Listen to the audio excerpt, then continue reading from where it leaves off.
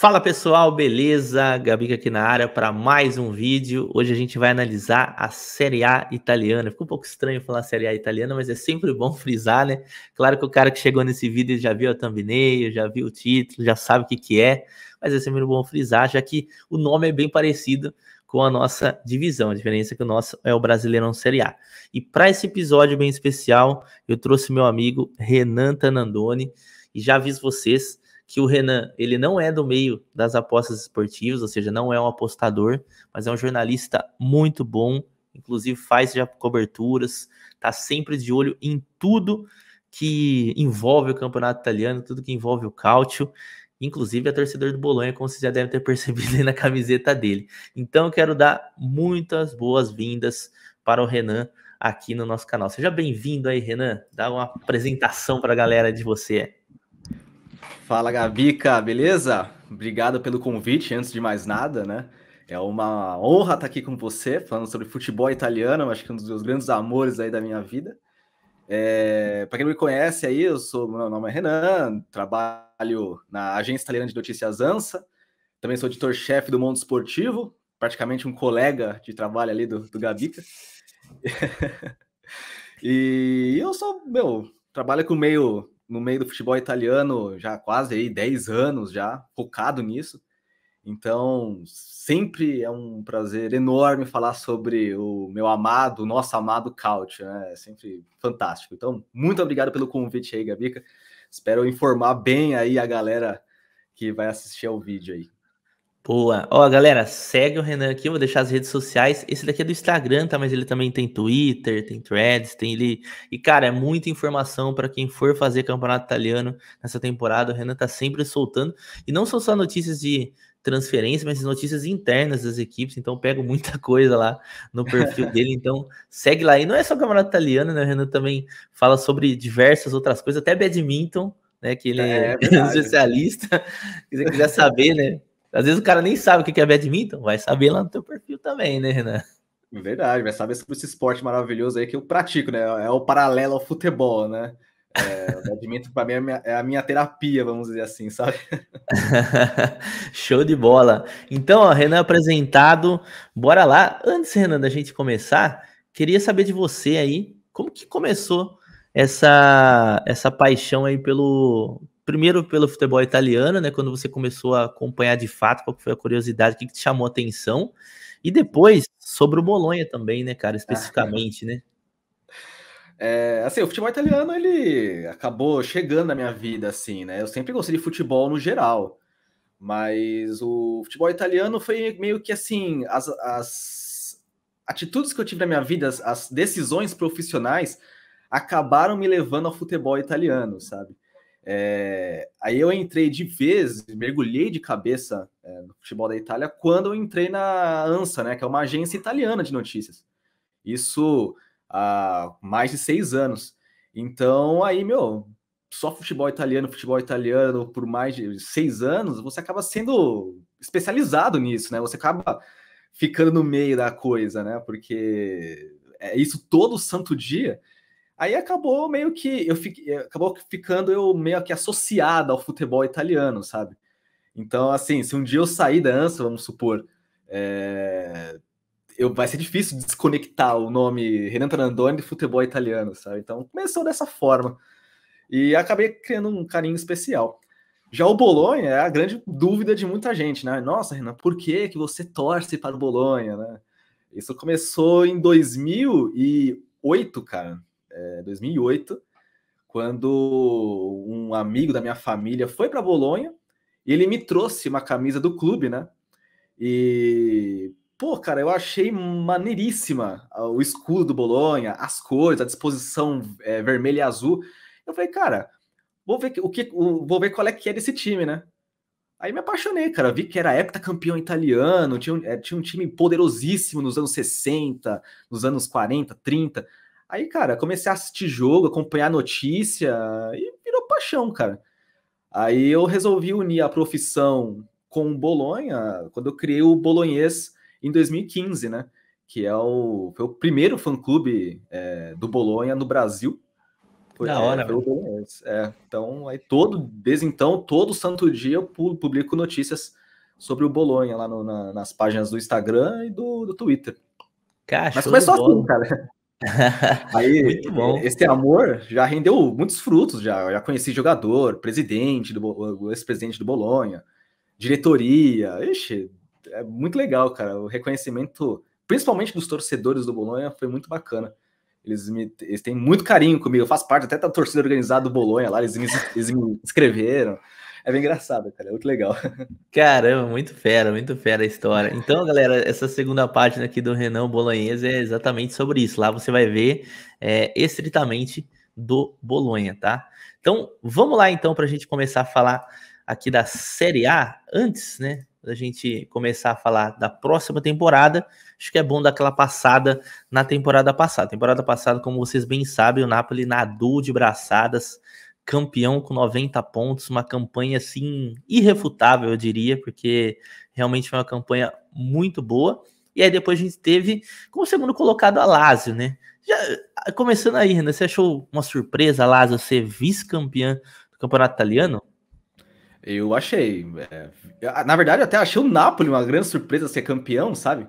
Porque quando chegaram, na verdade, né? O Osimhen, o Kvaratskhelia, essa galera aí, o Kim, ninguém dava nada para eles, né? Então, assim, o que fez o Spalletti jogar esse Napoli foi uma coisa incrível, tipo, ninguém esperava. E ainda mais ganhar dessa forma, sabe? Então foi bem interessante. A Lazio também achei muito legal, a Lazio ficar em segundo lugar, porque mostrou um trabalho muito positivo do Maurizio Sarri na capital, né? Ele vinha sendo um pouco meio questionado quando ele chegou, não fazia aquela Lazio jogar. Mas eu vou te falar, na temporada passada, o Sarri tirou ali leite de pedra nessa equipe da Lazio e conseguiu levar um clube para um patamar muito interessante. Mas que também tenho que mencionar, a Lazio ficou em segundo lugar por causa da punição da Juventus, né? Ela foi beneficiada por causa disso.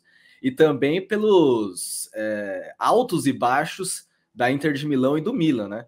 Eu acho que se a Inter e o Milan tivessem conseguido fazer um campeonato mais estável, acredito que a Lazio não ia conseguir ficar em segundo. Mas ainda assim, da mesma forma, foi um excelente resultado da Lazio. Eu acho que pouca gente esperava, né? Pelo elenco, Laziale. Mas é um resultado que dá muita confiança para essa temporada de agora. Foi uma surpresa, Boa. assim, os dois primeiros colocados. E até perguntando para você, Renan, no fim das contas, né, qual que foi a condição da Juventus? A Juventus acabou não indo para a Conference League por conta de punição, né? É isso? Ela foi excluída de todas as competições, mesmo que ela fosse para Conference, Europa ou Champions, ela seria excluída, né? Por causa do escândalo financeiro que o clube se meteu na temporada passada, né? E isso manchou completamente aí a imagem da velha senhora, né? Tanto que essa exclusão do clube da Conference causa até um impacto no mercado de transferências agora do verão, né? Porque é difícil você atrair jogadores para um clube, né, que não vai disputar nada, mesmo sendo um clube poderosíssimo, um clube que não vai disputar nada, né, nenhuma competição europeia, é muito complicado. Então a Juventus aí se meteu uma enrascada, tanto que está fazendo aí de tudo, né, a nova diretoria, para desvencilhar, né, o nome do André Agnelli, né, que é o responsável por toda essa bagaceira da Juventus, e do atual presidente, que eu agora não vou lembrar o nome, vocês me perdoam, mas a nova diretoria da Juventus. Porque, para quem não está muito inteirado, a diretoria inteira da Juventus passada caiu por causa desse escândalo, né? Então, Pavel Nedved, que era vice-presidente, André Agnelli, enfim, toda a diretoria aí caiu. Então, entrou uma nova, totalmente reformada, e eles estão tentando melhorar a imagem do clube ali perante a UEFA, né? Então, tanto que quando a Juventus recebeu essa punição da UEFA, ela falou assim: não, beleza, tranquilo, a gente aceita numa boa, a gente não vai nem entrar com um recurso contra isso. Só para tipo, deixar ali a imagem dela de boa, né? Ela saiu do projeto da Superliga Europeia, vale destacar também, porque ela, Real Madrid e Barcelona eram as únicas remanescentes. Aí ela tipo, como também uma ação ali de bondade, ela saiu da Superliga e tal. Então a Juventus está fazendo de tudo para melhorar sua imagem e tentar não cometer esses mesmos erros do passado, né? essa supervalorização de jogadores não muito valorizados, né? Ele sai, sei lá, por 3 milhões, aí vai ver, ele saiu, na verdade, por 6, sabe? Acredito que muitos times passam isso, mas a Juventus fez, tipo, com quase todos os jogadores. Então, acredito que passou um pouco dos limites. Boa. E no fim das contas, essa vaga de Conference passou para a Fiorentina? É isso, né? Passou para a Fiorentina. Então... eu fiquei puto pra caramba, porque era pro Bolonha tá ali, né? Porque o Bolonha é verdade. Era pro... Se o Sassuolo ganhasse da Fiorentina, acho que na última rodada, se não me engano, e o Bolonha ganhasse do Lecce, o Bolonha tá ali na 8ª colocação, cara. Caramba, velho. Ou se a Fiorentina perdesse a final da Conference passada pro West Ham. Então o torcedor do Bolonha torceu pra caçamba pra Fiorentina do jeito que eu nunca vi na vida. Porque Bolonha e Fiorentina são rivais históricos, né? Eles fazem não sabia, cara. São rivais históricos. Se chama o Derby dell'Apennino, porque Florença e Bolonha são vizinhas. Só que o Florença é Toscana, Bolonha e Emília-Romanha. O que divide as duas cidades é os Apeninos, que é uma cadeia montanhosa ali que corta no meio das duas cidades. Então, por isso que é o Derby dell'Apennino. Caramba, que legal, velho. Não sabia, velho. Não sabia, de verdade. É bom. E essa informação é muito boa, porque eu sempre falo pra galera aqui no canal, Renan, quando eu analiso uma partida que é um clássico, que realmente é um jogo diferente. Você pode pegar, igual, por exemplo, a gente tem Barcelona e Espanhol, que essa temporada, inclusive, nem vai ter, né? Para quem viu lá o conteúdo da La Liga, por conta da queda do Espanhol. E assim, você sente que é um jogo diferente. E às vezes isso acaba impactando também no tipo de entrada que você vai fazer, a forma que você vai trabalhar, enfim.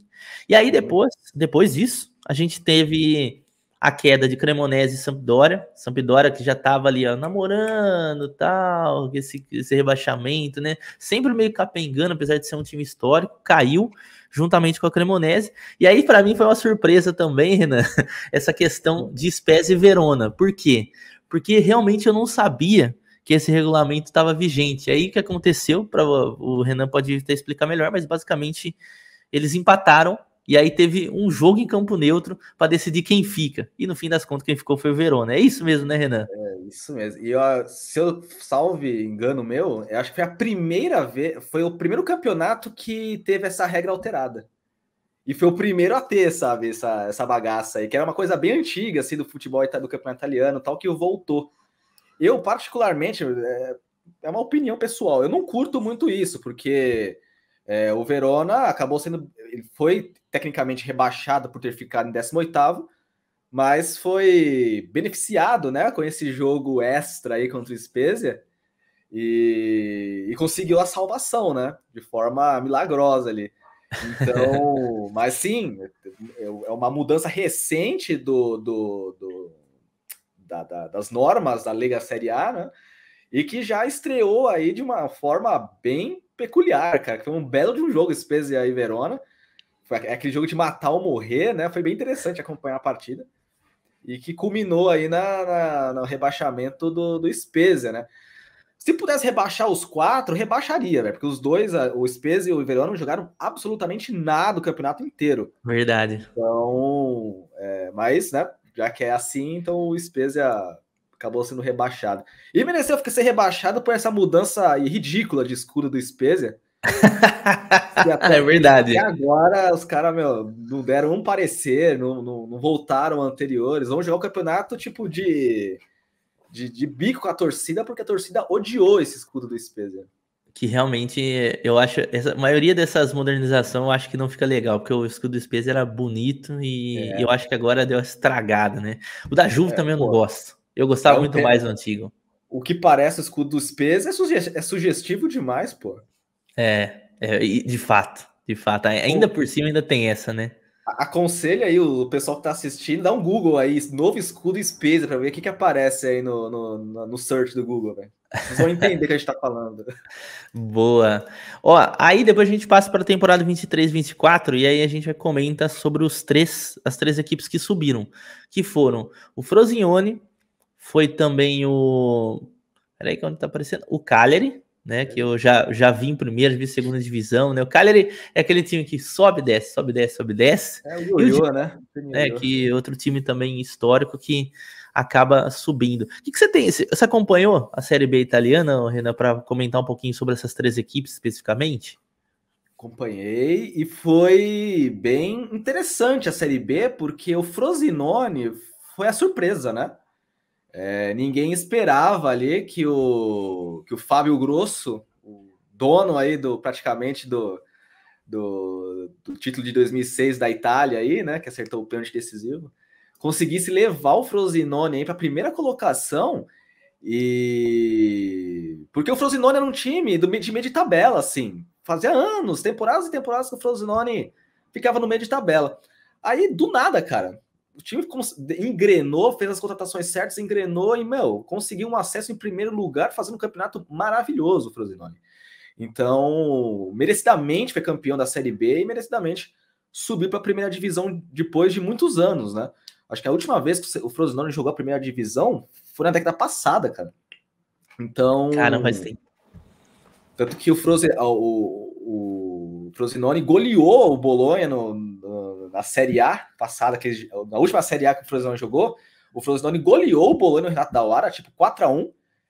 Aí o Bolonha demitiu o Simone, o Pipo Inzaghi, e trouxe o Sinisa Mihajlovic. Aí que começou, aí foi toda a história entre Bolonha e Sinisa Mihajlovic, que começou por causa do Frosinone. Então vai ser legal rever o Frosinone aí na primeira divisão. E o Genoa foi vaga direta também, ou não? Genoa foi vaga direta.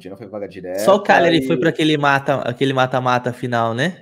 Sim, só o complicadíssimo playoff da Série B. A Série B, na minha opinião, é um dos campeonatos mais complicados da Europa, porque é um nível altíssimo de clubes, é sempre imprevisível, e tem esse playoff, né, que tipo, sei lá, o 8º colocado pode subir para a primeira divisão, né?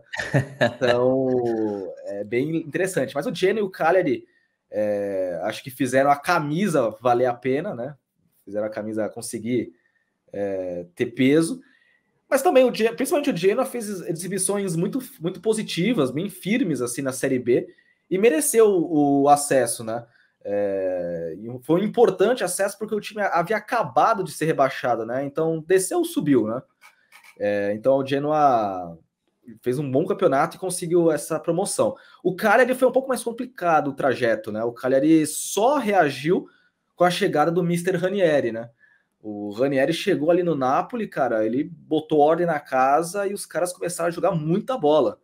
Tanto que se não fosse essa mudança aí do Rossoblu da Sardenha, não sei não se o Cagliari tinha conseguido chegar na primeira divisão. Tanto que venceu um fortíssimo Bari na final dos playoffs da Série B, né? Então, acho que o Cagliari... Mas esses 3 aí na Série A vão ter que comer muito arroz com feijão aí para conseguir evitar o rebaixamento, viu, cara? Principalmente o Frosinone. Show de bola. Ô, Renan, pode complementar. Não, é que o Frosinone... Você tá apenas do Frosinone, porque o Frosinone, normal, ele subiu com muitos jogadores emprestados de outros clubes, né? E essa galera tudo debandou, né?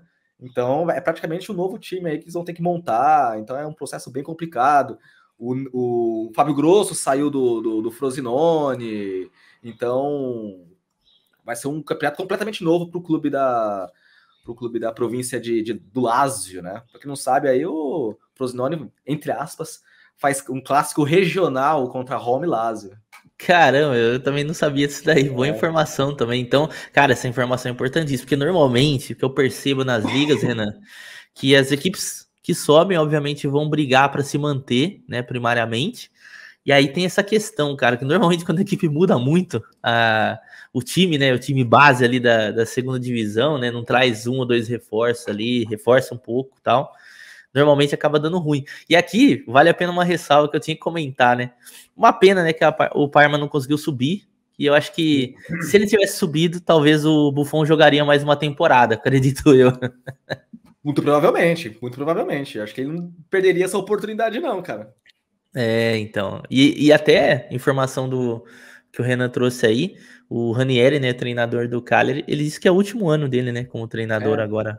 Ele falou que o Cagliari vai ser o último clube dele que ele vai treinar, né? Essa passagem pode durar 5 meses, 1 ano, 2 anos, né? Mas assim, no geral é o último clube, né, que ele vai treinar. Ele falou que abre exceções aí para seleção, não a Itália, mas alguma seleção aí com um projeto interessante, sei lá, tipo a Arábia Saudita, sei lá, alguma seleção assim alternativa, mas clube mesmo, esse é o último dele.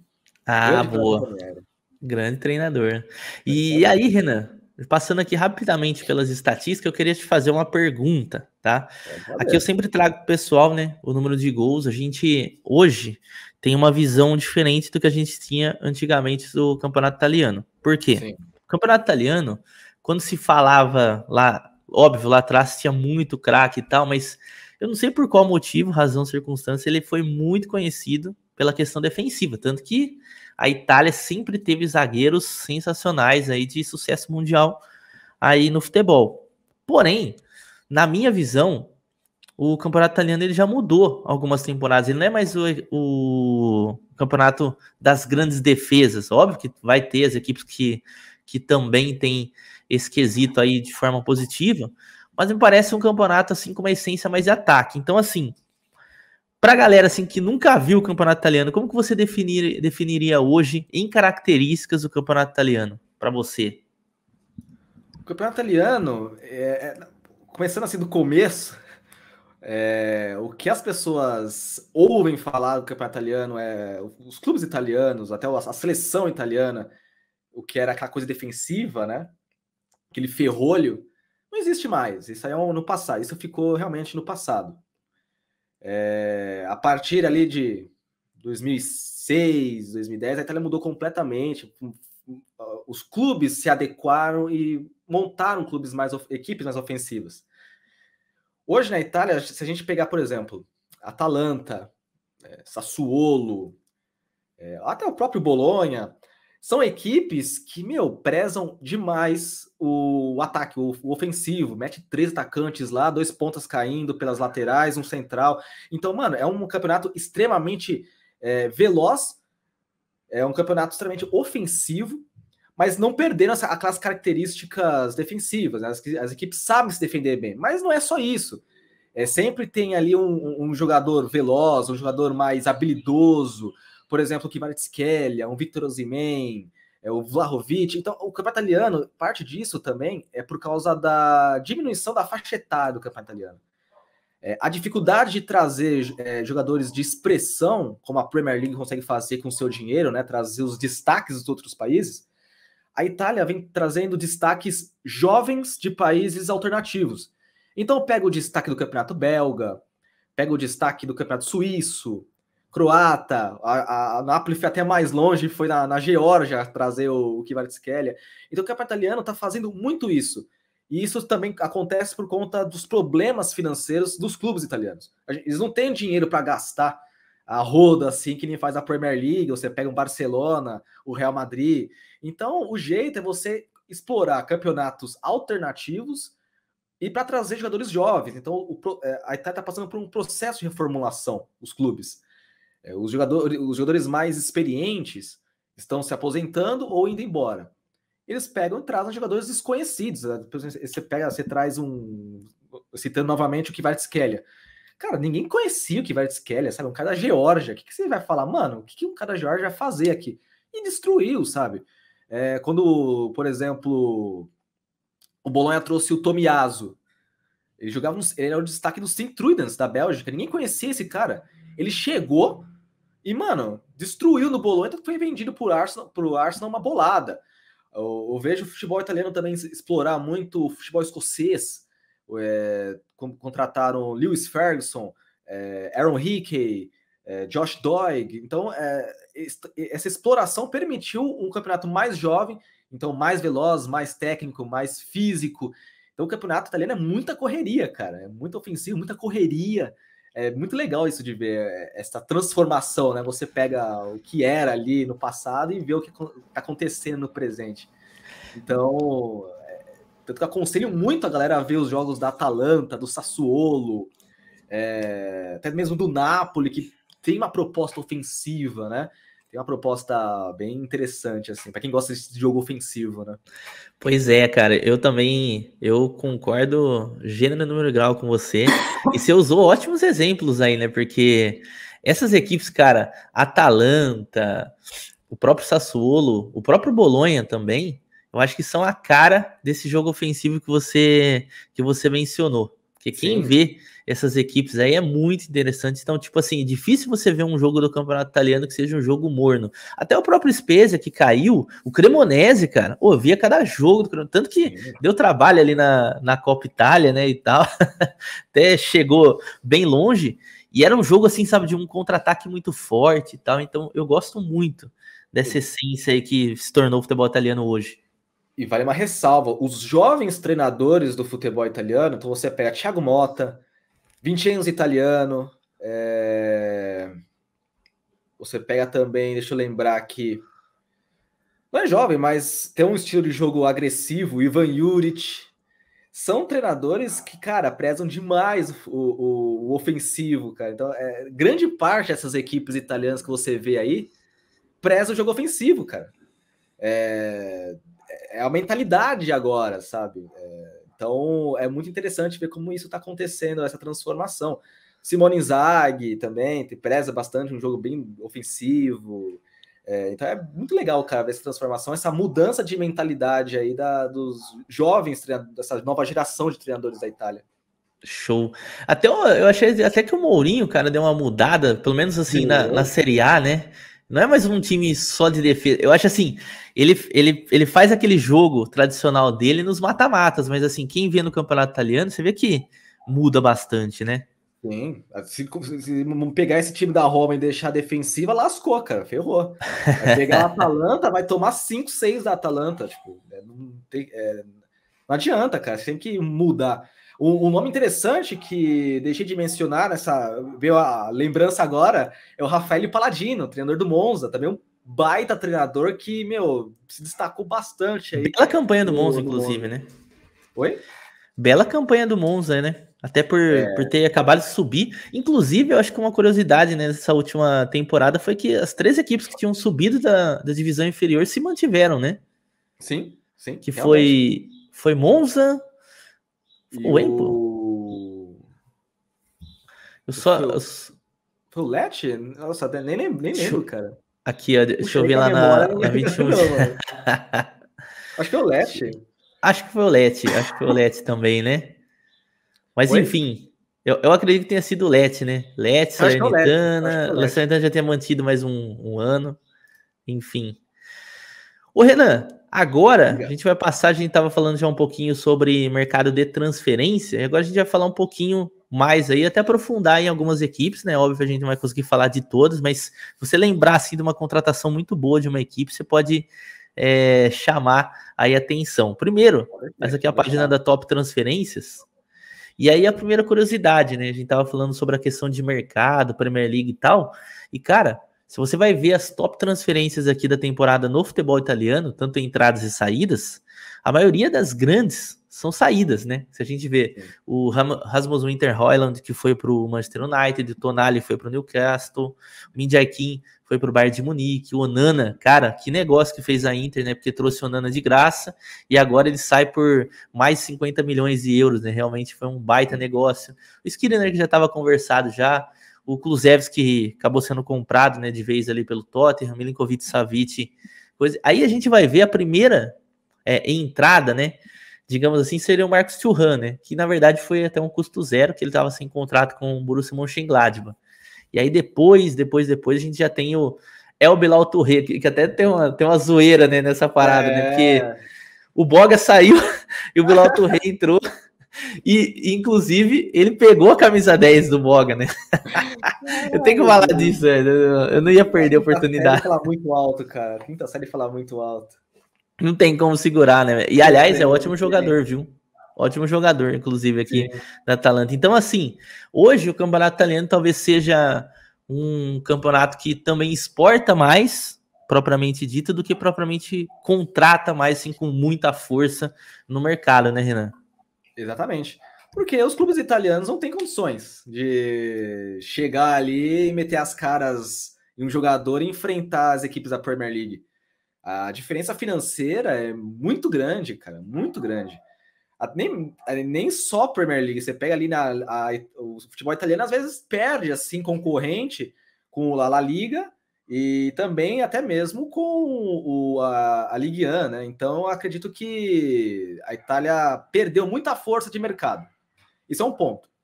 Então, as equipes que estão contratando jogadores na Itália são as que estão vendendo bem. Então, você pega... Então, tanto que muitos destaques do futebol italiano estão debandando. Você pega o Milinkovic-Savic, que foi para o Hilal. Você pega o Roger Ibanez, que foi para o Al-Ahly. Você tem o... deixa eu lembrar aqui, o Højlund, que foi para o Manchester United por um valor astronômico de 75 milhões de euros. Uma grana, hein? O Sandro Tonali foi para o Newcastle. Então, tipo, os clubes que estão gastando estão vendendo bem. Essa é a estratégia do futebol italiano. Você contrata um jogador ali por 2, 3 milhõezinhos e vende, supervaloriza ele, né?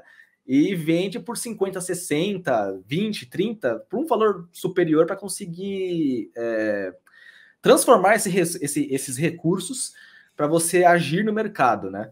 Essa é a estratégia de praticamente todos os clubes da Itália. Ninguém assim está comprando a rodo. Então, por exemplo, o Højlund, que foi para o Manchester United por 75 milhões.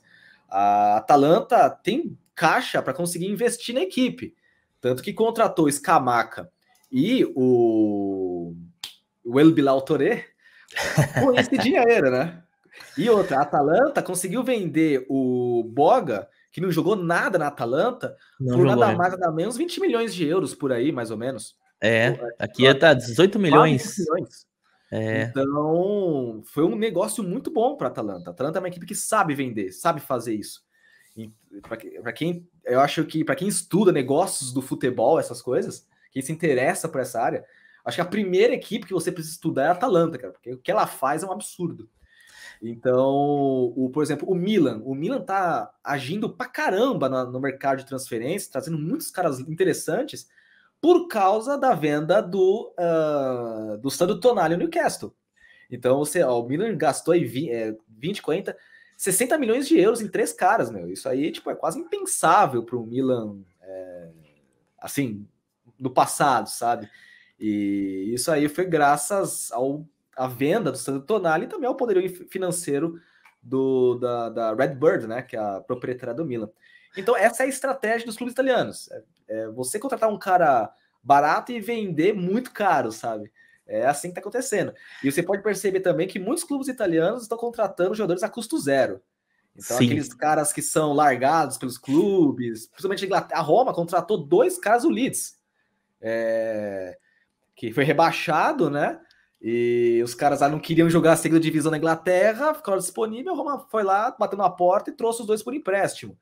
Então, assim, o mercado italiano é essa coisa, sabe? Você não vai ver, sei lá, o interesse em um grande jogador, assim. Essas comprinhas de jogadores, às vezes, até desconhecidos, jogadores que não tiveram boa passagem por um clube, e que é uma aposta, né? Pode dar certo na Itália. E assim, falando especificamente agora do Milan, né? Depois a gente vai passar sobre algumas outras equipes. Cara, fazia muito tempo, Renan, que eu não vi uma janela tão boa do Milan. Porque assim, eu acho que era uma cobrança que se tinha do Milan, que era um elenco um pouco enxuto, contratava muito pouco. E aí nessa janela, como você disse, né, a venda do Sandro Tonali ajudou muito, 64 milhões, né, que é basicamente ali, conseguiu trazer Pulisic e Yunus Musa, que foi muito bem na Copa do Mundo, né, pela seleção norte-americana, e o Chukwueze, que para mim é um ótimo jogador do Villarreal. O Tijani Reinders, eu não sei se é assim que fala o nome dele, né, do AZ, eu vi algumas vezes jogar e parece ser também um bom meio campo. E aí trouxe o Loftus-Cheek, que tem gente que questiona um pouco a qualidade, mas pode ser um bom jogador. O Noah Okafor, que para mim é muito bom centroavante, né? Na verdade, assim, ele é um centroavante, mas ele é aquele jogador mais de mobilidade também. Inclusive, é jogador de seleção suíça. E o Lucas Romero, que foi uma oportunidade de mercado que eu achei que foi um vacilo da Lazio deixar ele. Eu vi, inclusive, no Mundial Sub-20. Muito bom jogador, fez um golaço há pouco aí acho que foi contra o Real Madrid nos amistosos e tal. Sim. Enfim, muito boa janela, cara, do Milan. Para mim, assim, a melhor janela italiana, não sei se você concorda comigo, foi a do Milan. Concordo e assina embaixo, porque o Milan tá fazendo o que pretendia fazer há anos, que é rejuvenescer o seu plantel, né? Reformular o seu plantel. Sempre foi uma questão para o Pioli receber reforços, né? O Pioli às vezes reclamava que não vinha muitos reforços assim para o Milan. Agora não tem reclamação, não tem reclamação. Então vai aumentar demais a pressão no Milan, todas essas chegadas. Porque foram excelentes chegadas. Você pega o Reijnders, que não sei também falar a pronúncia certa, não é? Foi um dos principais destaques do Milan na pré-temporada. Ele jogou muita bola na pré-temporada. As contratações do Pulisic, do Musa, do Chukwueze, sem palavras, acho que foram excelentes contratações. O Loftus-Cheek, como você falou, o pessoal meio que questiona ele e tal. Acredito que no futebol italiano, que é uma outra pegada, né, que é um futebol, embora fisicamente mais agressivo, mais tecnicamente inferior à Premier League, acredito que ele pode estar muito bem no futebol italiano. Tanto que muita gente aí que joga na Premier League está buscando refúgio na Série A, porque é um campeonato tranquilo que você consegue jogar bem em função do nível técnico ser um pouco inferior. Mas Luca Romero, excelente contratação, foi um grande asa assim, na manga do Milan nesse mercado de transferências. Um jogador que não conseguiu render na Lazio, né, o esperado, mas o Milan acho que vai ter mais espaço para conseguir mostrar o futebol dele. Então, o Milan conseguiu fazer um mercado de entrada muito positivo, só jogadores jovens, rejuvenesceu o elenco, trouxe reforços para o Pioli, que era uma coisa tão desejada, mas, como consequência, vai aumentar demais a pressão em cima do clube. Vai aumentar muito, principalmente ao Pioli. E o mercado de saída do Milan foi muito interessante também, embora o Sandro Tonali seja destaque. Se você pegar a galera que saiu do Milan, foi todo um agente aí que não era utilizada, né? Pega o Ante Rebic, que saiu de graça, Tataruzanu, Júnior Messias. Então o Milan se desfez de muita gente aí que era considerada meio que a erva daninha, assim, sabe, do clube, ali no elenco, sabe? Pesa o elenco. Então, eu acho que nos dois sentidos, o Milan fez um grande mercado, tanto de saída quanto de entrada. E aí depois a gente passa agora para o rival, né? Rival Internazionale, que aí, como a gente comentou, né? Eu acho que a janela já foi um pouco mais discreta, talvez o Davide Fratesi foi a principal contratação, repôs a saída do André Onana com o Ian Sommer, que assim, na minha opinião, tem uma característica até relativamente parecida, porque também é um goleiro que joga muito bem com os pés, claro que não vai ser uma solução para muita, tudo bem que o goleiro joga mais, já tem 34 anos, mas assim, supriu bem ali a ausência, e o Marcos Thuram e o Juan Cuadrado, que foram opções ali de mercado de forma gratuita, cara, e o Marcos Thuram eu acho muito bom jogador. E aí nas saídas, dá pra gente comentar principalmente a saída do Onana, a gente já falou, do Brozovic, que óbvio vai fazer falta, porque era um jogador ali chave no meio campo.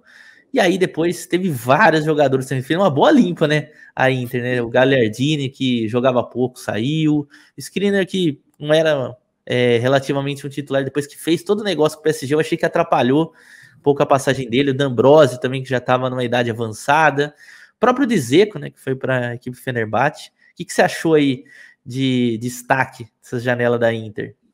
A Internazionale teve a mesma estratégia do Milan, né? Embora menos, como posso dizer, tão intenso quanto o Milan, mas a Inter trouxe ali dentro dos seus limites jogadores interessantes. Você pega o Fratesi, foi a grande contratação, como você bem disse, e jogou muita bola aí na pré-temporada. Fez todos os jogos do Milan, o Fratesi acho que foi da Inter de Milão, o Fratesi foi um dos grandes destaques, então tem tudo para jogar muita bola ao lado só do Barella ali, né? Imagina meu campo, Fratesi e Barella, meu Deus do céu, cara, é um meio de campo muito forte. E a chegada do Thuram foi muito impositiva também. Acho que a Internazionale precisava de um atacante assim, jovem, veloz, habilidoso, que aí desse trabalho para as defesas adversárias, né? Então o Thuram acho que pode conseguir cumprir esse objetivo.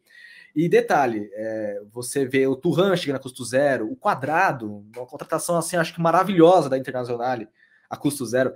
Essa é o grande objetivo da diretoria Nerazzurra, porque a Internacional não tem caixa para conseguir fazer contratações tão incisivas no elenco, né? Então, assim como o Milan dependeu da saída ali do Onana, né? Então tá investindo esse dinheiro, mas a estratégia da Internacional com o Pierre Auxílio ela conseguir contratar jogadores a zero custo e vender eles por um valor muito alto, que você pega, por exemplo, o que aconteceu com o Naná, né? Então, a Internacional sempre mira isso. Acho que na temporada passada, se não me engano, mais da metade das novas contratações da Inter de Milão foram a custo zero, sabe? Foram muitas contratações a custo zero. Uma pega galera. Muito jogador assim, né? E aí vale a ressalva, né? Eu até esqueci de comentar, mas a saída do Lukaku, que inclusive tá dando uma polêmica danada, por quê? Porque meio que ele tá negociando ali com a Juventus, diz que até os próprios torcedores tá protesto tudo quanto é lado. A Inter protestando que o Lukaku é um traidor e a Juventus protestando que não quer o Lukaku, né? Cara, que situação do Lukaku, né? Não, o Lukaku, ele é persona não grata na Itália, né? Ninguém quer ele.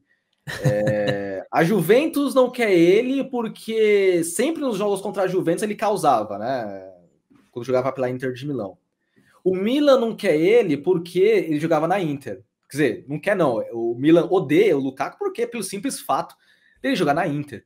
E a Inter não quer o Lukaku porque, ele praticamente sumiu do radar para conversar sobre uma possível renovação do contrato, né? A possível compra dele junto ao Chelsea, porque a Inter tinha muito interesse de manter ele no elenco, pela importância dele, um atacante bom pra caramba, apesar dos apesares, né? Mas aí, melou tudo por conta desse sumiço dele nas negociações. E o Chelsea não quer ele por simples fato do Pochettino, se não me engano, que é o treinador do Chelsea, não querer o Lukaku como... não colocar ele como parte do projeto. Então, ninguém quer ele. Ou ele vai ter que parar da Saudita, ou sei lá, para algum outro clube, assim. Porque na Itália, acho que ele não tem mais lugar. Você pega Lazio, Roma, não tem condições de bancar um Lukaku. E o Lukaku, assim, atrapalhou demais o mercado de transferências da Inter, da Juventus, porque ficou muito pautada nisso. Exato. E até falando, já que a gente já tá falando de Juventus, foi exatamente o que o Renan trouxe pra gente anteriormente, por conta desses problemas que teve aí com as questões financeiras aqui da Juve. Cara, o mercado totalmente discreto, né? Porque se a gente for analisar aqui os nomes, Moise Kean já só cumpriu, né, o pagamento ali ao final do empréstimo com o Everton. Locatelli a mesma coisa com o Sassuolo, que é a mesma estratégia que a Inter tá usando, né, com o Fratesi, né, pega por empréstimo, depois efetua o pagamento. O Milic também já estava na equipe. E aí o Timothy Weah, que é bom jogador, pode jogar tanto de ponta direita, não sei se ele vai jogar de ala com 3 zagueiros aqui na Juve.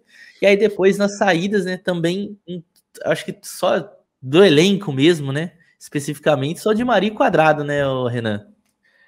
Porque a Inter tá manchada, né? Não tá legal a Inter. O clima na Inter, do caçamba, né? A Juventus. Na Juve. Não tá legal ali a Juventus. O clima da Juventus não tá bacana. Então, você uma Juventus da vida, né? Uma equipe tradicionalíssima da Itália, você, no mercado de transferências, ter trazido só o Timothy Weah, praticamente, é um negócio preocupante. O Facundo Gonzalez, vale destacar que ele chegou recentemente na Inter, né? Mas eu acredito que ele vai ser emprestado, então ele nem vai ficar na Inter. Então, praticamente, eu citei só o Weah, porque ele vai ser o único reforço que tá assim na Inter, sabe? Que vai ficar na Inter. Então, é muito triste ver o que tô confundindo o Inter de novo, da Juventus. Então, a Juventus, ela é muito pouco para ela, né? Só chegar o Weah. Então, mostra o que causou essa punição da UEFA, né? Essa perca de poder ali no mercado. Tanto que a Juventus não vai jogar nenhuma competição europeia, assim como outros clubes italianos, ela está com dificuldades financeiras seríssimas, então não vai ter que depender de uma grande venda para conseguir contratar, e essa grande venda não chegou, né? Você pega, por exemplo, o que pautou o mercado de transferências da Juventus foi a polêmica, né, de Romelu Lukaku, vai ou não vai para Chelsea e Juventus, né? Então ficou muito mais nisso, né, do que propriamente contratação, né? Você pega as notícias do mercado de transferência da Juventus, é Lukaku. Basicamente isso, né? Basicamente Lukaku, não tem o que falar. De chegada, de saída, não tem o que falar. É Lukaku. E sobre o atual campeão, né, o Napoli, primeiro, vale a pena a gente ressaltar, até deixei aqui, o Luciano Spalletti já tinha falado já há um bom tempo que não ia ficar, então o treinador hoje é o Rudi Garcia. Para quem não sabe, o Rudi Garcia estava no Al Nassr, já treinou Roma, já treinou o Olympique de Marseille, outras equipes aí também que eu vou acabar não me recordando agora. E uma janela também discreta, né? Perdeu o Min Jae-kim, né? Eu acho que foi o único jogador que acabou perdendo. Contratou, em definitivo, o Raspadori, o Giovanni Simeone, que já eram jogadores que estavam no elenco, e trouxe o Natan agora, jogador que é revelado na base do Flamengo, zagueiro, né? Da equipe do Bragantino. Eu acredito que o Natan ainda vai ter que esperar um pouquinho para ser titular, né, Renan? Ou será que você acha que já chega tomando vaga aqui? Na prática, o Natan chegou para substituir o Kim Min-jae. Eu acredito que o Natan tem grandes chances de chegar jogando, porque isso aconteceu, por exemplo, com o Kim Min-jae. Ele jogava no Fenerbahçe e tal, aí chegou no Napoli, não teve tempo de ficar esperando ali, se adaptar, não, cara. Chegou jogando já. Então, eu acredito que o Natan, mesmo não tendo aí uma experiência do futebol europeu, acredito que o Spalletti, o Rudi Garcia, vai colocar ele no time principal, sim. Porque ele chegou para substituir o Kim Min-jae. Esse é o objetivo do Napoli com o Natan. Apesar que o Natan chegou chegando, né? Ele... no primeiro treino dele, no segundo treino, enfim, nos primeiros trabalhos dele com o Rudi Garcia, ele deu uma entrada ali no Victor Osimhen que machucou o tornozelo do Victor Osimhen. Pra mostrar vontade, né? E que vontade, né, cara? Tanto que, meu, isso virou notícia lá na Itália a rodo, sabe? Tipo, que o Natan machucou ali o Victor Osimhen. Mas tirando isso, o Natan tem muita qualidade, acredito que no Napoli ele vai conseguir demonstrar um bom futebol. Mas o mais importante do Napoli não foi nem a chegada do Cajuste, né, e a do Natan, foi as permanências, né? Você pega a permanência do Giacomo Raspadori, é muito importante, do Giovanni Simeone, do Kvaratskhelia, o Aurélio De Laurentiis já confirmou que o Victor Osimhen vai ficar no Napoli para a próxima temporada. Então, acredito que o Napoli tem que manter suas peças para conseguir tentar, com o Rudi Garcia, repetir as boas atuações que teve com o Spalletti, né? Foi boa a estratégia, né? Porque era muito assédio em cima, principalmente do Osimhen e do Kvaratskhelia, né, velho? Exatamente. Então, eu acho que a força que o Napoli demonstrou em segurar essa galera foi muito bacana, cara. Foi muito interessante. Mostrou que o Napoli está muito incisivo assim no mercado de transferências. Conseguiu se impor. Isso aí é muito legal. E também a mudança do Rudi Garcia do Spalletti para o Rudi Garcia pode apresentar ali alguns ruídos, né? Algumas diferenças. Apesar das filosofias ser semelhantes, é uma outra filosofia, né, cara? É uma outra pessoa. O ser humano, ninguém é igual um ao outro. Então, o Rudi Garcia tem o seu jeito, o Spalletti tem o seu jeito, mesmo que a filosofia seja parecida. Então, isso pode causar alguns ruídos no time do Napoli. Então, é importante manter todo o elenco junto, né? Manter o máximo possível do elenco, campeão, para tentar repetir isso, fazer esse processo acontecer, essa reformulação de treinador acontecer da forma mais natural possível, né? Muitas pessoas criticam o Rudi Garcia, tudo mais, não acreditam que ele seja um grande treinador, um bom treinador, principalmente para um campeão italiano, mas eu acredito que o Rudi Garcia pode dar conta do recado sim, cara. O pessoal tem que colocar na cabeça que o Napoli não é um dos grandes times da Itália. Tipo, ele conseguiu esse título por méritos próprios, por méritos pessoais, ali por um momento de grandes exibições. Mas o Napoli, assim, nunca foi um grande favorito ao título, né? Então, às vezes, você ser campeão te coloca ali entre os maiores, sabe? Mas, na verdade, a filosofia do clube é diferente. O objetivo é pegar uma Champions League, uma competição europeia, nem é o título, sabe? Então, o Napoli não tá com essa pompa toda aí de conquistar o bicampeonato. Tem time para isso, com certeza. Mas vai ser dureza conseguir o bicampeonato. Muita dureza.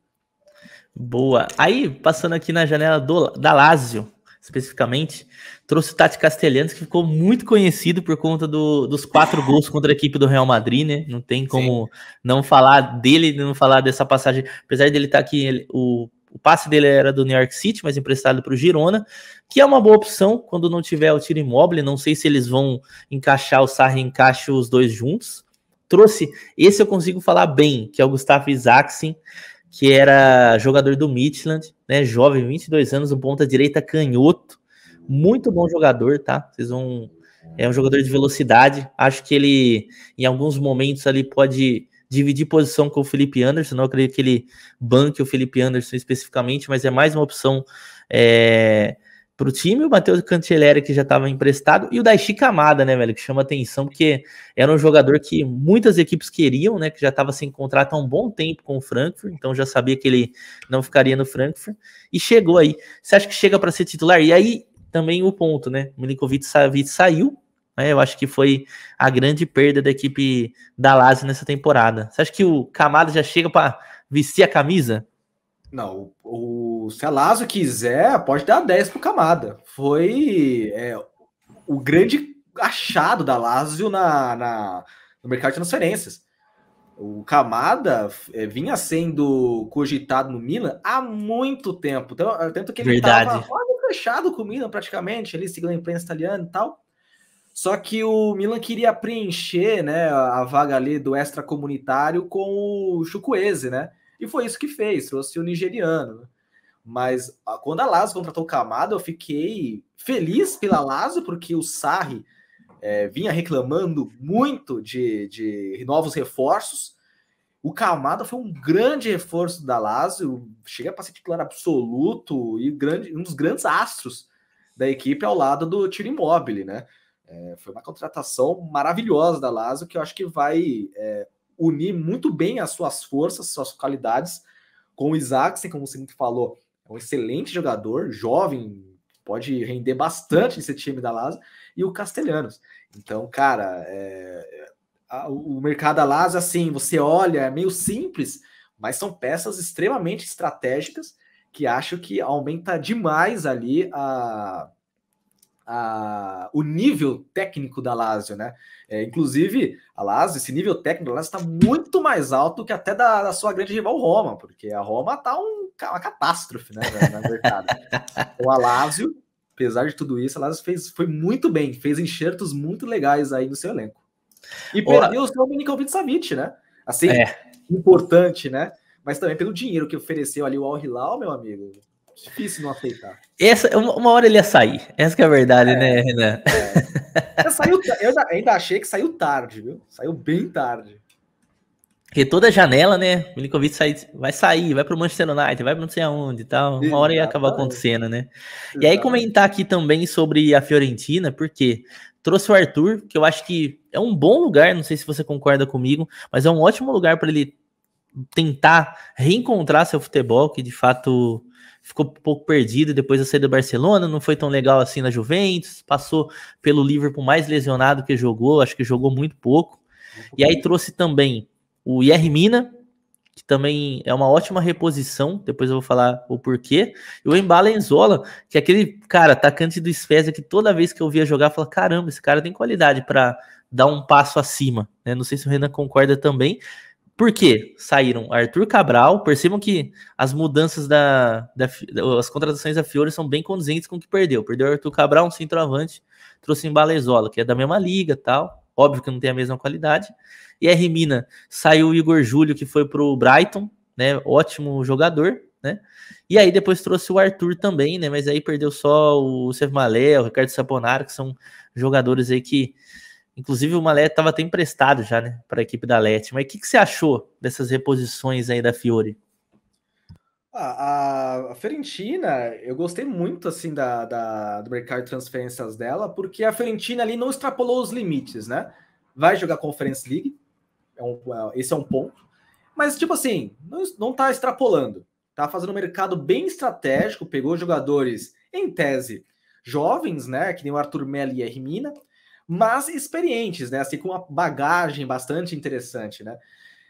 Em relação ao Arthur, você disse que ele não jogou bem, né? Não teve uma passagem muito legal na Juventus, Barcelona, no Liverpool e tal.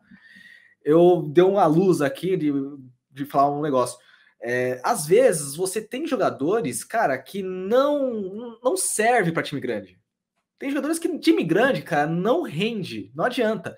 Pode jogar a bola que for, mas você pega um time grande, meu, eles temem. Ele, meu, não consegue jogar.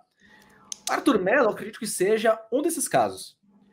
Você botar ele na Juventus, na Inter, no Milan, ele não vai jogar absolutamente nada.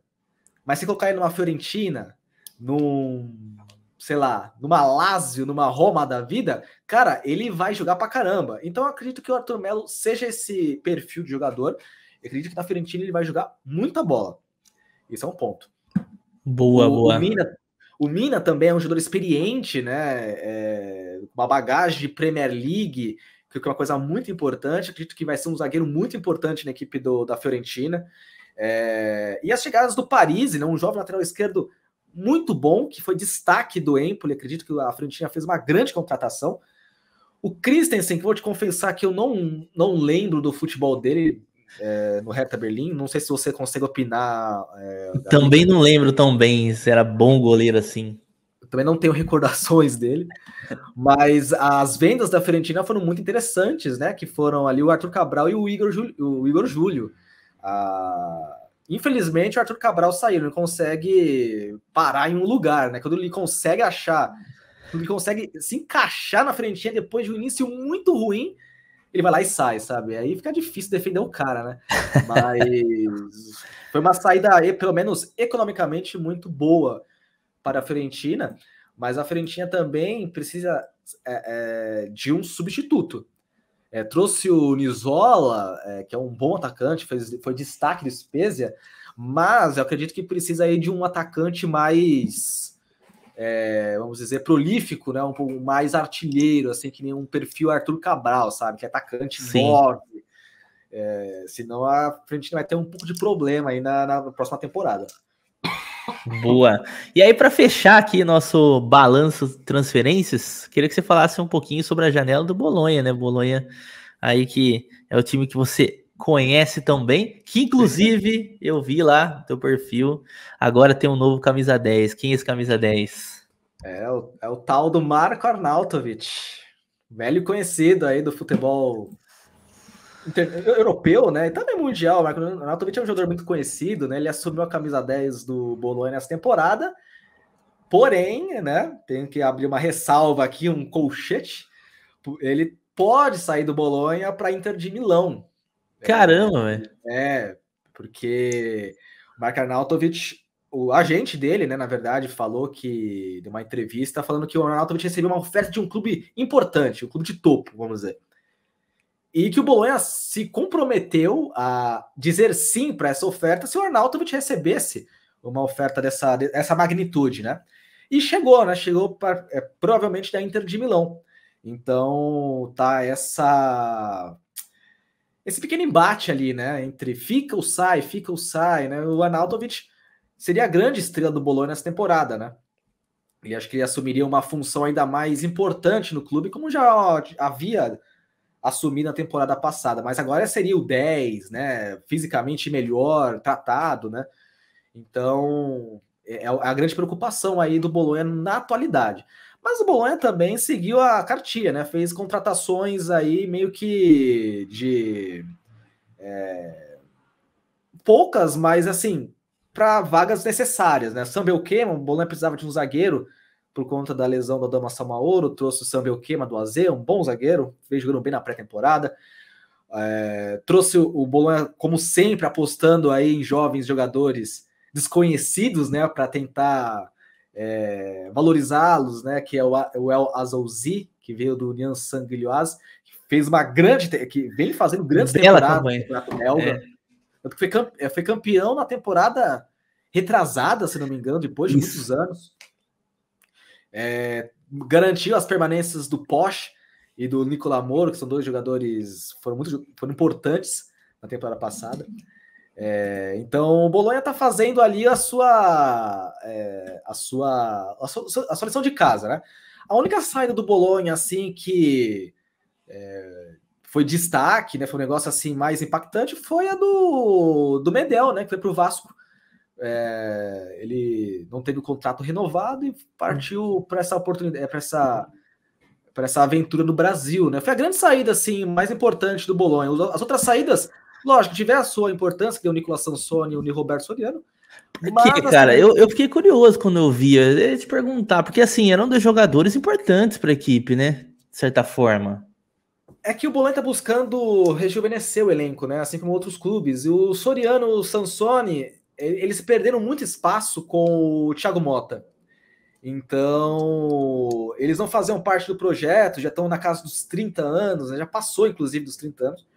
Então, acredito que o objetivo do Bolonha é outro, né? Rejuvenescer o elenco em vez de manter essa galera, né? Só que o Bolonha, assim, tá tendo muita dificuldade no mercado de transferências para atrair jogador, né? Normalmente os jogadores estão querendo equipes que joguem as competições internacionais e essas coisas. Não é o caso do Bolonha. O Bolonha não vai brigar por título e muito provavelmente vai ser difícil conseguir alguma vaga nas competições europeias. Então, assim, para você atrair um jogador é muito difícil. Você vai chamar a atenção de atletas que querem mais projeção, assim, né, no cenário europeu. Então você vai para o Bolonha jogar bem para, sei lá, convencer a sua seleção, convencer alguma equipe maior, né? Tanto que o Bolonha tem uma dificuldade enorme de conseguir manter seus jogadores, né? Por conta do assédio de outras maiores. Então, esse é o mercado do Bolonha. E o Bolonha vai trazer hoje, notícia quente aí já, vai trazer hoje o Dani Doye, do Basel. Um atacante muito veloz, ponta direita, um jogador aí que o Bolonha, uma função... Vi jogar, bom jogador, hein? Bom jogador. Vai ser uma contratação muito importante do Bolonha. E o Bolonha mira também 3 jogadores do futebol brasileiro para a lateral esquerda. Eu preciso lembrar, é o Caio Paulista, o São Wellington, Paulo. E tem aquele do Red Bull Bragantino, Luan Cândido. Luan Cândido desse Palmeiras, revelado no Palmeiras, né? Então o Bolonha tá muito de olho no mercado brasileiro para trazer aí um lateral esquerdo. Então esses 3 aí são aí monitorados atentamente pelo Bolonha. É interessante ver que o Bolonha está se interessando aí pelo futebol daqui, né? Que o Bolonha não tem muita a cultura de contratar jogadores brasileiros. Boa, show de bola.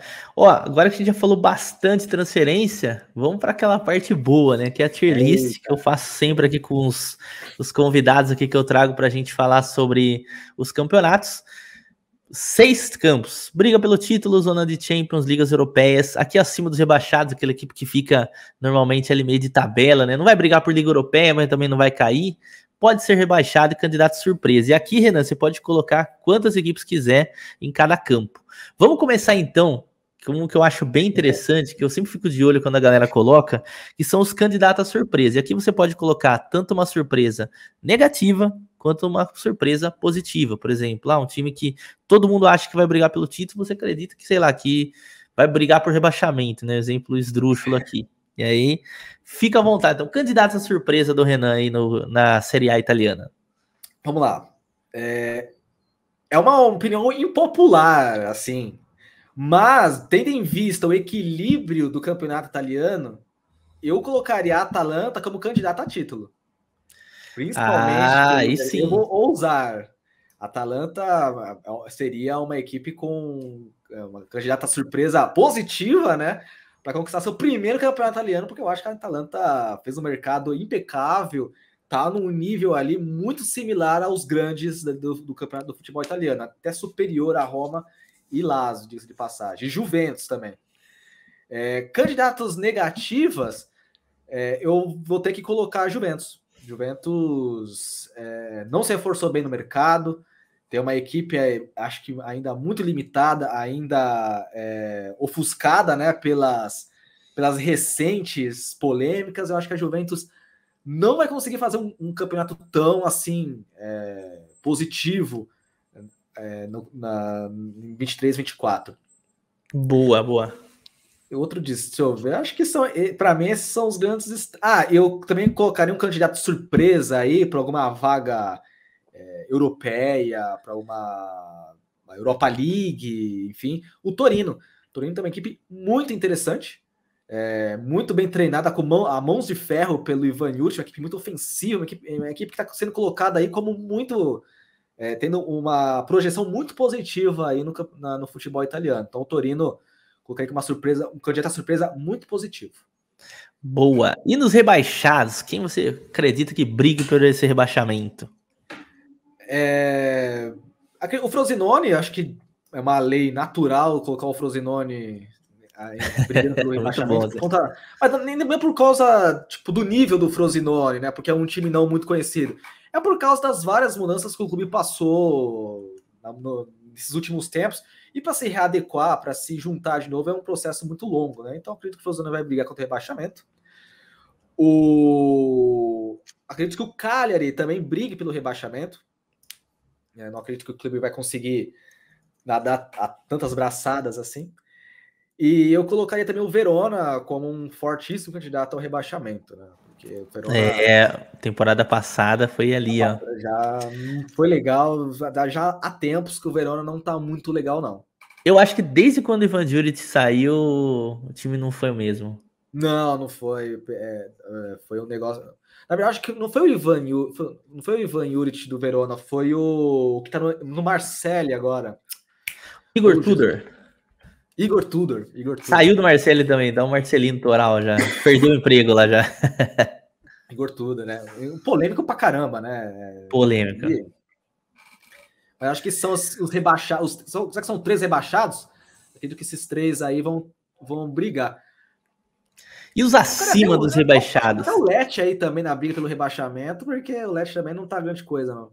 Boa. Por esses 4 aí, acho que cai, pelo menos. Eu acho que 3 daí dos 4 cai.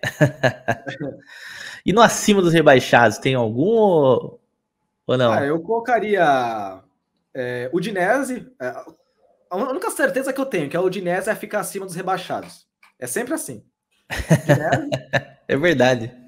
Porque, putz, Vila, cara, tá louco. Deixa eu ver. Acredito que o Sassuolo também fica ali acima dos rebaixados. É uma equipe forte, mas assim, não tá naquela pompa toda de chegar numa Liga Europeia. A Salernitana, acredito que consegue se salvar, acho que com mais tempo de trabalho do Paulo Souza, tanto que o Paulo Souza está fazendo um excelente trabalho em Salerno. Muito bom, hein? Sim, tá tirando leite de pedra nessa equipe da Salernitana. Acredito que a equipe de Salerno vai conseguir ficar acima dos rebaixados, com mais tranquilidade. O Monza vai ficar acima dos rebaixados também, apesar dos apesares. Para quem não sabe, o Monza era administrado pelo Silvio Berlusconi, o ex-premier da Itália, né? Então era dele que vinha o dinheiro, né? Mas o Berlusconi morreu, então existe uma grande preocupação sobre o futuro do Monza, né? Tanto que vários investidores estrangeiros estão de olho no Monza, assim, para tomar. Tanto que o mercado de transferências do Monza é bem preocupante por causa da perda dessa força financeira, né? Então o Monza aí, eu acredito que não vai ser rebaixado, mas pode perigar aí de dar ruim nessa temporada. Tanto que o Monza até colocaria como candidato a surpresa negativa também, com sérios riscos de rebaixamento. Boa, quer mudar? Não, pode deixar aí ser um dos rebaixados. É um pensamento meu bem audacioso esse Monza, mas que tem uma crença aqui, sabe? Acredito que o Empoli também fique acima dos rebaixados. Essa é uma equipe. E O Bolonha também, acredito que não vai para nenhuma liga europeia, não, cara. Esse Genoa perdido aí, cara, o Genoa acho que... pode Fica à vontade, pode colocar a galera que quiser aí. O Genoa também aí, acima dos rebaixados, acredito que o Genoa não vai passar tanto sufoco. E acredito que é isso. Boa, agora sobraram 6 equipes aqui para 3 campos: Ligas Europeias, Zona de Champions e briga pelo título. Vamos pelas equipes aqui agora? Vamos. Então vamos de Inter. Onde vai a Inter aqui? A Inter, eu acredito que vai briga pelo título, com certeza. Boa. Fiorentina. Ligas Europeias para Fiore. E a Lazio? Lazio, acho que vou colocar ali em zona de Champions. Boa. Vou ser bem esperançoso com a Lazio. E o Milan? Milan, sem dúvidas, briga pelo título. Cara, eu acho que o Milan tá muito bem mesmo. Fortaleceu bem. Nossa. Napoli? Eu não sei se briga pelo título ou zona de Champions, cara. Eu acho muito difícil. Mas briga pelo título, vai. Vou dar mais um voto de confiança no Napoli, vai. E a Roma do José Mourinho? Roma. Acredito que ligas europeias não vai conseguir chegar ali na Champions, não. Boa, então, ó. E vai destacar que a Atalanta colocaria a briga pelo título também, tá? Ali candidato surpresa, mas eu colocaria a Atalanta a briga pelo título. Exatamente, o Renan explicou. A Juventus eu colocaria também ali zona... ou zona de Champions ou ligas europeias, um dos dois. E o Torino eu colocaria ali ligas europeias. Ah, sim. Então até pra galera entender, né? Esse daqui o Renan explicou os 3 aí no vídeo, o porquê que eles estão candidatos à surpresa, tanto negativa quanto positiva, por conta da expectativa que acaba se criando por cada uma dessas equipes. Então, ó, vocês podem printar, depois vocês vêm cobrar o Renan no fim da temporada. Brincadeira. Não sei se vai acertar tudo não, né? Mas, pô... é bom. Pelo menos não acerto, né? Acho que pelo menos um dá pra acertar. Fechou, então. E agora, a gente dá uma passada rápida aqui nos mercados aqui da Betfair, e a gente tem o mercado de vencedor, ó, colocando a Inter como a grande favorita para ser campeã, Napoli sendo o segundo colocado e a Juventus como terceiro. E, cara, olha a expectativa, tão duvidando do meu Milan, hein? Tá, nossa, o Milan em quarto, cara, não sei não. Eu acho que o Milan tem que estar mais em cima, hein? Mas acredito que fizeram isso daí por nome, cara. Não é possível os caras tratar a Roma e Lazio como na frente de Atalanta, por exemplo, tendo em vista o time que a Atalanta tem. Não tem como, cara. Pois Lazio tá muito abaixo. Caramba, E a Inter 100% né, favorito. A Inter tá com um bom time, mas assim, cara, em primeiro lugar, eu não sei não, cara. Não sei não. Para mim, o mais errado... Eu não sei se eles estão tratando aqui em relação ao mercado essa questão que a Juve não vai jogar mais nada, né? Então vai ter todo o foco ali, talvez por isso, né? Apesar de ter um time tão qualificado, vai ter mais tempo, né, para pensar no campeonato italiano, não sei.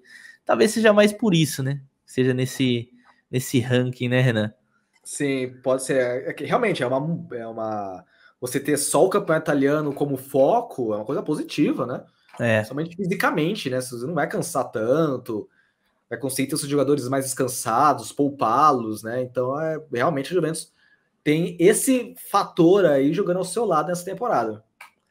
Boa. E aí, pra gente fechar, vamos dar uma analisada aqui básica na primeira rodada. A gente vai ter o primeiro jogo no dia 19, tá? No sábado, em Poliverona, 1h30 da tarde, aqui no nosso horário de Brasília, né? É sempre aquele jogo mais que eu costumo falar que é meio que arranca rabo, sabe? Jogo tranquilo, né? O jogo vai ser lá no Carlo Castellani. O bonito estádio Carlo Castellani. O Empoli vai ganhar tranquilamente aí do Verona. Quer dizer, a gente fala isso com base na temporada que a gente vê na temporada passada, né? Mas como todo fã do futebol italiano sabe, o campeonato italiano é super imprevisível. Mas aí, se for para escolher um, obviamente, eu acho que o Empoli tem uma leve vantagem aí sobre o Verona. Boa. E aí, depois do segundo jogo, a gente tem, mesmo horário, inclusive, Frosinone e Napoli, ou seja, o Frosinone já vai ter o primeiro, o seja bem-vindo, né? Do atual campeão, né? Mas apesar que, assim, o Napoli, logicamente, favoritíssimo pelos 3 pontos, né? Mas o Frosinone é uma equipe que incomoda pra caramba em casa, cara, jogando Maurício Stirpe. Então, vai ser um jogo assim, teoricamente simples pro Napoli, mas que eu acho que na prática não vai ser tão simples assim, principalmente pelo fator casa do Frosinone, porque a torcida do Frosinone é meio quente, cara. Então é bom ficar de olho nesse daqui. De olho. Depois a gente vai ter um Genoa e Fiorentina, Genoa estreando dentro de casa. Bom jogo, né? Jogo interessante. Bom jogo.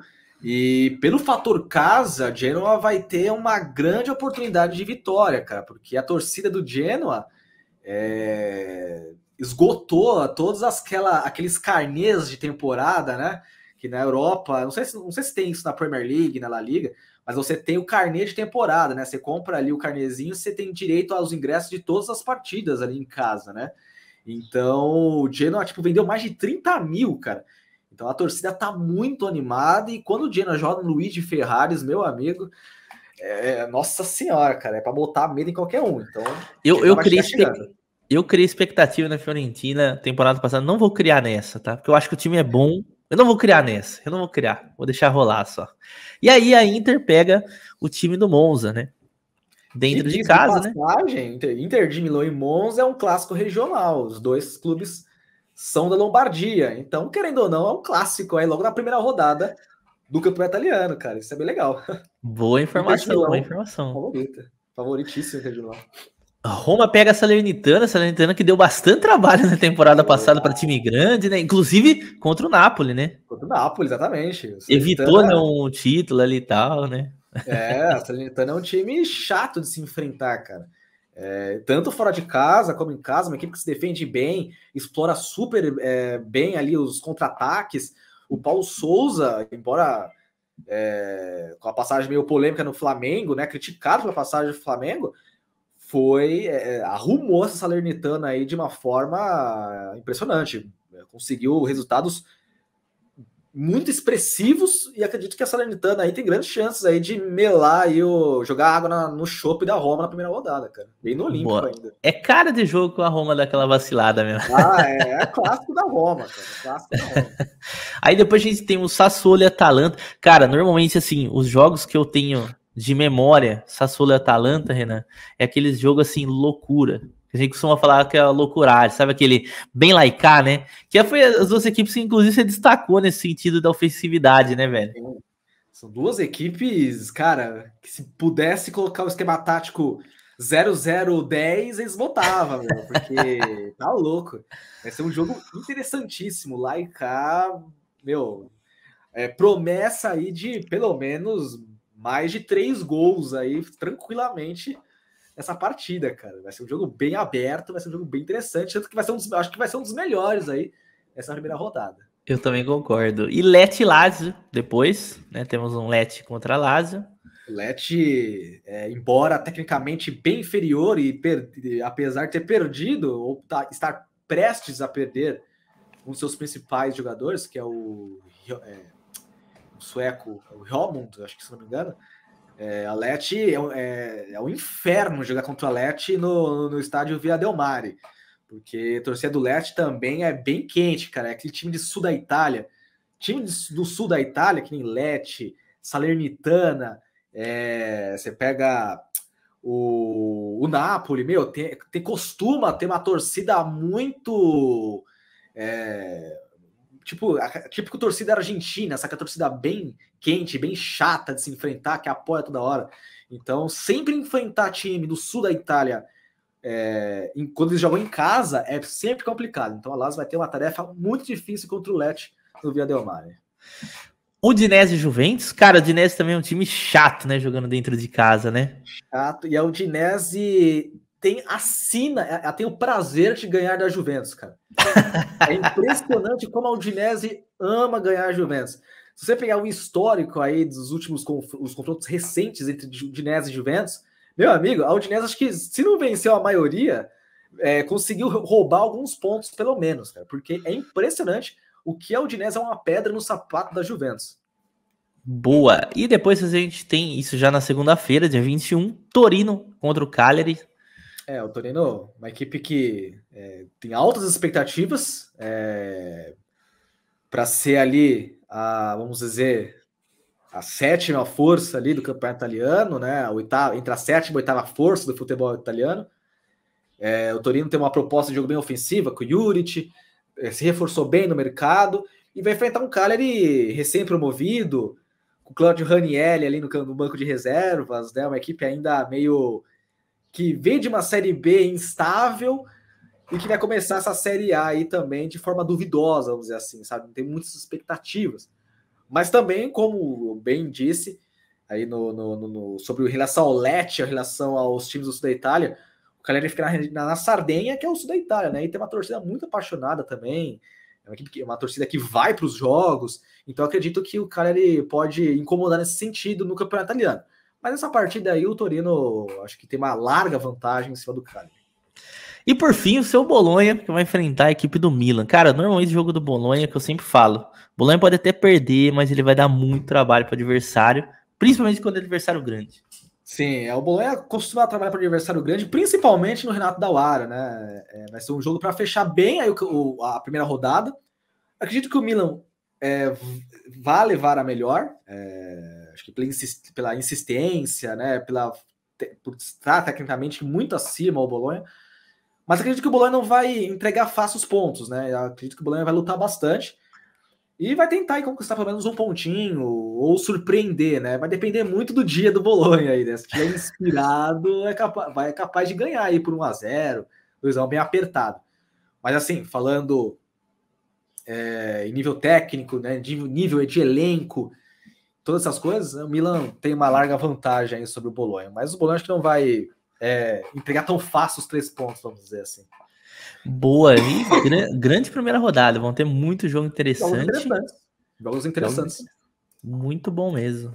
Então é isso, Renan. Acho que fechamos aqui, conseguimos falar muito Série A aqui. Cara, muito obrigado mesmo aí da participação, muito obrigado pelas informações aí que você trouxe para nós aí. E novamente eu vou deixar aqui para a galera, para que vocês sigam o Renan lá nas redes sociais, como eu falei, Instagram, os dois. Tanto a página do Bolonha quanto a página pessoal dele, que ele sempre passa informações ali sobre o campeonato italiano, sobre o badminton, sobre outros campeonatos também, né, Renan? Muito obrigado, velho. Que isso, Gabi, que eu que te agradeço. Como eu disse no começo, é sempre um prazer enorme falar sobre futebol italiano. Eu adoro fazer isso. Se eu pudesse ficar falando sobre futebol italiano por mais 2 horas aí, eu falaria. Então é sempre interessante e é um prazer meu, assim, falar sobre o Calcio, né? E tentar atingir aí o máximo de pessoas, né? Sobre o Bolonha, sobre o campeonato italiano, né? Sobre essa nova geração do futebol italiano, essa reformulação do Calcio. Então, quanto mais pessoas atingir essas ideias, né, para chegar nelas, então é muito interessante, é muito importante essa divulgação, né? Então, eu só tenho que agradecer grandemente pela confiança depositada em mim para falar sobre futebol italiano, né? É uma responsabilidade muito grande. Espero aí que eu tenha correspondido bem aí às análises, né? Mas eu só tenho que agradecer muito pelo espaço aí. Show de bola, com certeza correspondeu, a galera vai curtir, depois deixa aqui nos comentários aí, pessoal, dá essa moral. E não esqueça, pessoal, aqui na playlist, tá, tem todas as análises, a gente já fez análise de La Liga, Premier League, ligas alternativas, enfim, Bundesliga 2, e ainda vai ter da Bundesliga aqui no canal também. Fechou? Obrigado, Renan. Obrigado, Gabica. Obrigado a todas as pessoas, a galera aí, os seus seguidores que assistiram ao vídeo aí, velho. Muito obrigado. Valeu, galera. Até a próxima. Tamo junto.